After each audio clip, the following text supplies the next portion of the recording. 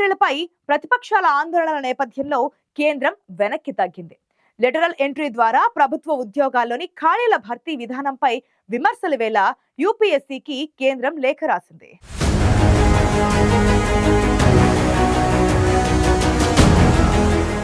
ఉన్నత ఉద్యోగాల్లో లెటరల్ ఎంట్రీపై యూపీఎస్సీకి కేంద్రం లేఖ రాయడం వెనుక ప్రతిపక్షాల ఒత్తిడే కారణమా? ఈ విషయంలో ప్రతిపక్షాలు కేంద్రంపై పైచేయి సాధించాయా?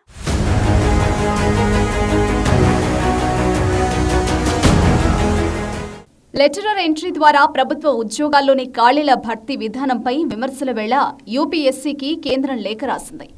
లెటరల్ ఎంట్రీ ద్వారా నియామకాలు చేపట్టేందుకు యూపీఎస్సీ విడుదల చేసిన ప్రకటనలు రద్దు చేయాలని యూపీఎస్సీని కోరింది కేంద్ర ప్రభుత్వం.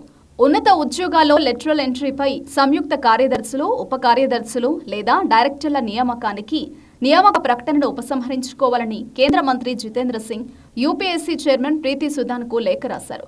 ప్రభుత్వ శాఖల్లో అట్టడుగు వర్గాలకు ప్రాతినిధ్యం ఉండాలంటే ఈ నోటిఫికేషన్ రద్దు చేయాలని లేఖలో పేర్కొన్నారు.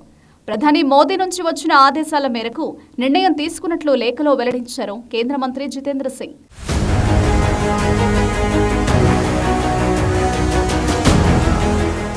సామాజిక న్యాయంపై మోదీ ప్రభుత్వం దృష్టి సారించిన నేపథ్యంలో ఈ అంశాన్ని సమీక్షించాల్సిన అవసరం ఉందని అభిప్రాయపడ్డారు కేంద్ర మంత్రి. రాజ్యాంగం ప్రకారం సమానత్వం, సామాజిక న్యాయం సూత్రాలకు అనుగుణంగా నియామకాలు ఉండాలని, లెటరల్ ఎంట్రీ ద్వారా నియామకాల్లో నిబంధనలు పాటించాలని ప్రధానమంత్రి నరేంద్ర మోదీ సూచించారని పేర్కొన్నారు జితేంద్ర సింగ్. ప్రధాని మోదీ సామాజిక భద్రతపై దృష్టి పెట్టిన నేపథ్యంలో ఈ అంశాన్ని సమీక్షించి సంస్కరించాల్సిన అవసరం ఉందన్నారు కేంద్ర మంత్రి. అందువల్ల 2024 ఆగస్టు 17న జారీ చేసిన లెటరల్ ఎంట్రీ రిక్రూట్మెంట్ ప్రకటనను రద్దు చేయాలని యూపీఎస్సీని కోరుతున్నామని కేంద్ర మంత్రి జితేంద్ర సింగ్ తన లేఖలో పేర్కొన్నారు.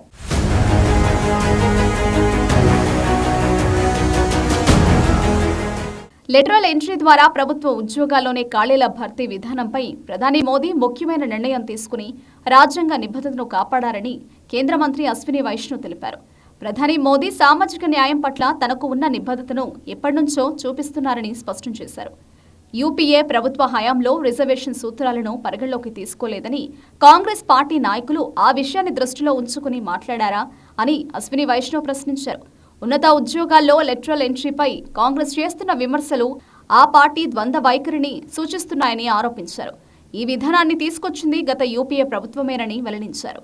2005లో వీరప్ప మొయిలీ అధ్యక్షతన నియమించిన రెండో ఎస్ఆర్సీ సైతం ఈ విధానాన్ని బలంగా సమర్థించిందని, దాన్ని అమలు చేసేందుకు ఎన్డీఏ ప్రభుత్వం పారదర్శకత విధానాన్ని తీసుకొచ్చిందని తెలిపారు అశ్విని వైష్ణవ్.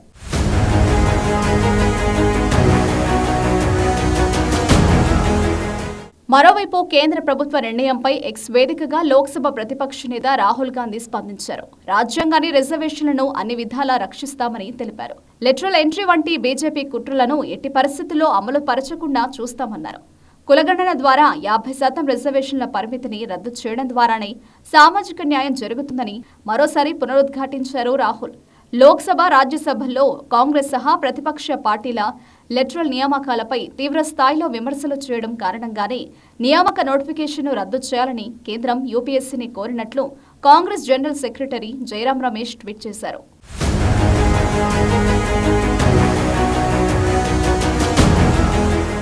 లెటరల్ ఎంట్రీ పద్ధతిలో 45 మంది సంయుక్త కార్యదర్శులు, ఉప కార్యదర్శులు, డైరెక్టర్ల నియామకానికి యూపీఎస్సీ ఇటీవల దరఖాస్తులు ఆహ్వానించింది. దీని కాంగ్రెస్ ఎంపీ, లోక్సభలో విపక్ష నేత రాహుల్ గాంధీ తప్పుపట్టారు. దానిని జాతి వ్యతిరేక చర్యగా అభివర్ణించారు. ఎస్సీ, ఎస్టీ, ఓబీసీ వర్గాల రిజర్వేషన్లు లాక్కుంటున్నారని ఆరోపించారు. ఉన్నత స్థానాల్లో అణగారిన వర్గాలకు ఇప్పటికీ ప్రాతినిధ్యం దక్కడం లేదని, దీన్ని మెరుగుపరిచే బదులు లెటరల్ ఎంట్రీ ద్వారా వారిని ఆ పదవులకు దూరం చేస్తున్నారని రాహుల్ గాంధీ ఆరోపించారు.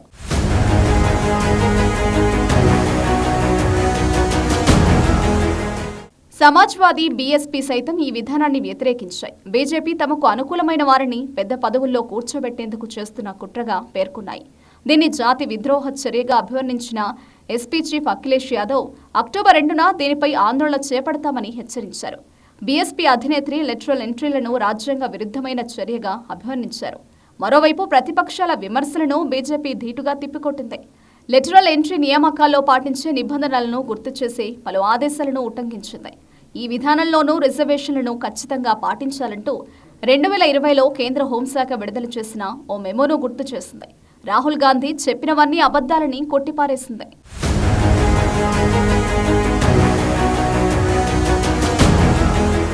ప్రభుత్వ ఉద్యోగాల్లో లెటరల్ ఎంట్రీ ద్వారా భర్తీ విధానంపై విమర్శలు వ్యక్తమవుతున్న నేపథ్యంలో కేంద్ర ప్రభుత్వం యూపీఎస్సీకి లేఖ రాయడం ఇప్పుడు హాట్ టాపిక్ గా మారింది.